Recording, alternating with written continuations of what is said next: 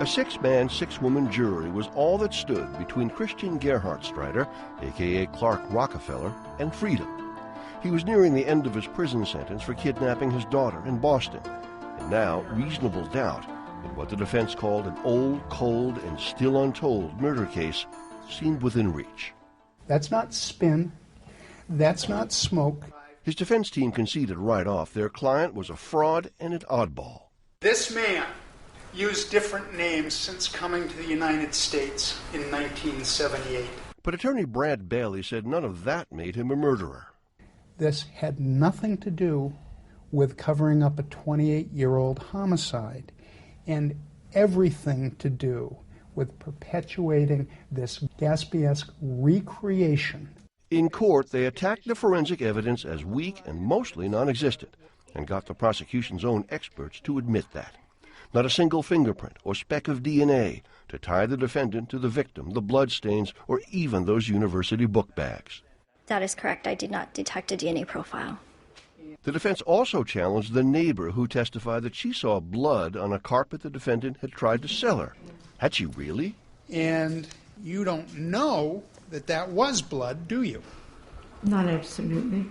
Another challenge, this one to Detective Tim Miley. What about that chainsaw the defendant supposedly borrowed once upon a time? Is there any allegation in this case that this chainsaw was used in connection with the murder or disposal of the body of John Sohos? No. No. So your answer is no, there's no proof of that? There's no proof of that. And in the absence of proof, the defense offered an alternative theory of the crime, another suspect, their stepping stone toward reasonable doubt. The still missing Linda. We're going to ask you to envision whether John Sohos' missing wife might have had just as much capacity to sneak up behind her husband and strike those blows. The defense pointed out that she was bigger and stronger than both her husband and the man in the defendant's chair. What's more, the theory went, she, the wife, might well have had a motive, while even the prosecution declined to suggest any reason why the defendant wanted John Sohos dead. It made a lot more sense in terms of motive, in terms of reason to kill, that Linda had been the one to have done it. Wasn't there trouble in paradise? The defense pressed the couple's friend, Sue Kaufman. Linda, desperate to move out of her mother-in-law's house.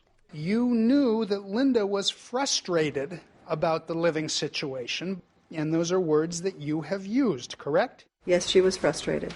She shared that frustration with you, didn't she? Yes, she did. Kaufman seethed inside, appalled at what was being suggested.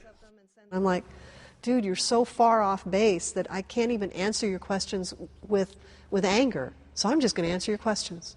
But it wasn't just a motive, the defense said. Wasn't it also clear that Linda had survived whatever had happened to John, since she was the one handwriting experts said had sent postcards to friends weeks later from Paris? Linda Sohos is the writer of the two postcards that you examined. Yes. That supports the theory that Linda was alive after the death of John Sohos. As for the testimony of Sandra Boss, tales that seemed to suggest their client was the most clever con man alive. Well, why would so nimble a schemer commit such a crude murder, burying his victims' remains in plastic book bags from universities he'd attended? That person would also be one of the stupidest murderers in the history of Southern California. If he's this master con, master manipulator, mastermind that they make him out to be, he's going to kill somebody, bury him 10 feet from where he lives, essentially leaving a plaque saying, "Hey guys, it's me that killed him." Enough doubt, the defense thought, if not for acquittal, then to at least hang the case.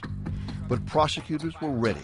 They'd examined and eliminated the Linda did it theory, and just before trial they thought they'd solve the mystery of those postcards he'd supposedly sent from Paris. The con man, they would show, had someone in Europe mail them for him. He'd done it before, a college girlfriend producing a postcard he'd supposedly sent to her from London. England is great. We know that he was attending an English class at University of Southern California. He wasn't in London. He was not in London. So that explains away the postcards.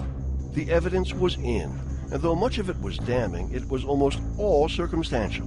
The defendant, his lawyers said, was confident on verdict day. He went into the courtroom feeling upbeat, hopeful, and optimistic. It was a miscalculation, to say the least. The jurors took only a few hours to decide.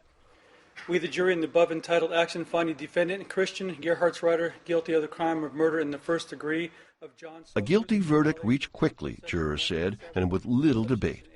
To Sue Kaufman, it meant most, if not all, of the answers about what had happened to her lost friends, John and Linda. In my heart, I know he's responsible for whatever happened to make those two gone. Are you convinced that Linda is dead as well? Yes. To the end, he'd insisted his lawyers privately call him Clark, as in Clark Rockefeller, and they did. But the man who'd invented that name, and so many others, who'd spent his adult life convincing others to believe his lies and to like him and reward him for those lies, failed on all counts with the jury of his peers. Unfortunately, there was an interaction here of somebody that they instinctively hated, didn't understand. They didn't like him at And all. they hated him, and they were laughing at him openly. He faces a sentence of 27 years to life. He'll know in June. Not a fitting end for a Rockefeller, perhaps, but for a liar who was also a killer, maybe just right.